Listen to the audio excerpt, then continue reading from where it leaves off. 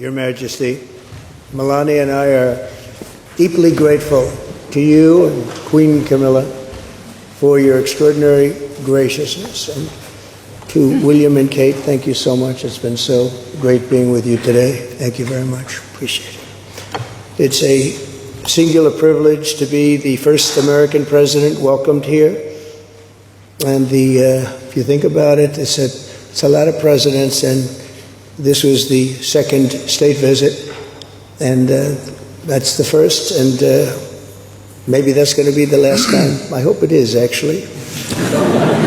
But this is truly one of the highest honors of my life. Such respect for you and such respect for your country. For many decades, His Majesty the King has epitomized the fortitude, nobility, and the spirit of the British monarchy and the British people. He's dedicated himself to preserving the glory and unique character of this kingdom, restoring life to the rivers and streams, supporting the works of its artists and composers, planting trees and gardens in its countryside. And I just visited one of the most beautiful I've ever seen that you just completed, and protecting the architectural integrity of cities, villages, and towns.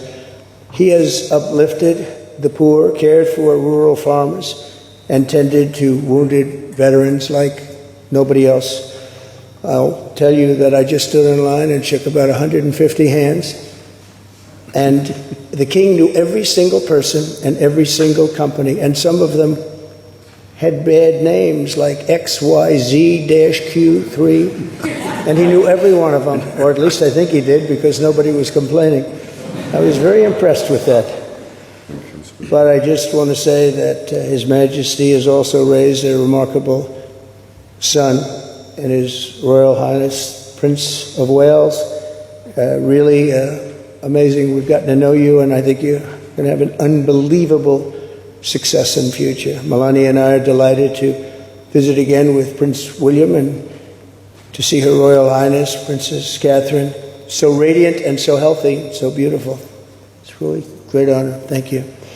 Many years ago, His Majesty opened his archives to a biographer. Among the documents was a letter from 1993 in which he described the patriotism and guided his many projects. He wrote that he was, quote, entirely motivated by a desperate desire to put the great back into Great Britain. In the finest tradition of British sovereigns, he has given his whole heart, everything he's got, to those parts of Britain that are beyond the realm of mere legislation. It's not easy, but which define its essence and its virtue, its harmony and its soul. It's an amazing calling, and there's nobody that's answered that calling like you have.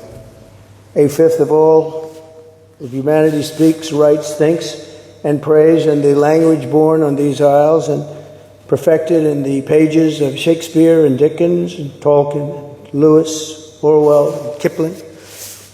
Incredible people, unbelievable people like we have rarely seen before, probably won't see again. The lion-hearted people of this kingdom defeated Napoleon, unleashed the Industrial Revolution, destroyed slavery, and defended civilization in the darkest days of fascism and communism. The British gave the world the Magna Carta, the modern parliament, and Francis Bacon's scientific method.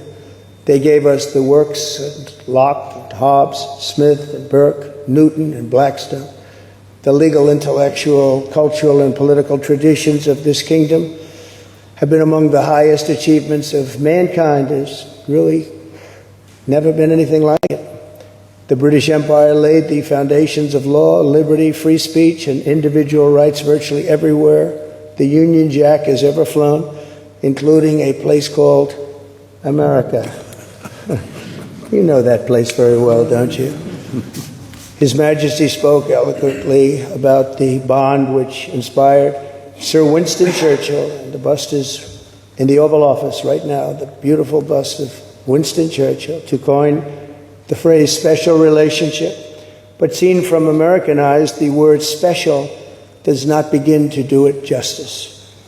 We're joined by history and fate, and by love and language, and by transcendent ties of culture, tradition, ancestry, and destiny. We're like two notes in one chord, or two verses of the same poem, each beautiful on its own, but really meant to be played together. The bond of kinship and identity between America and the United Kingdom is priceless and eternal.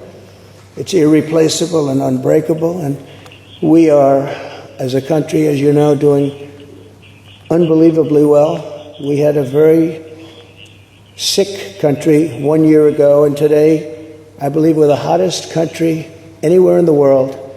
In fact, nobody's even questioning it, but we owe so much of that to you and the footing that you gave us when we started.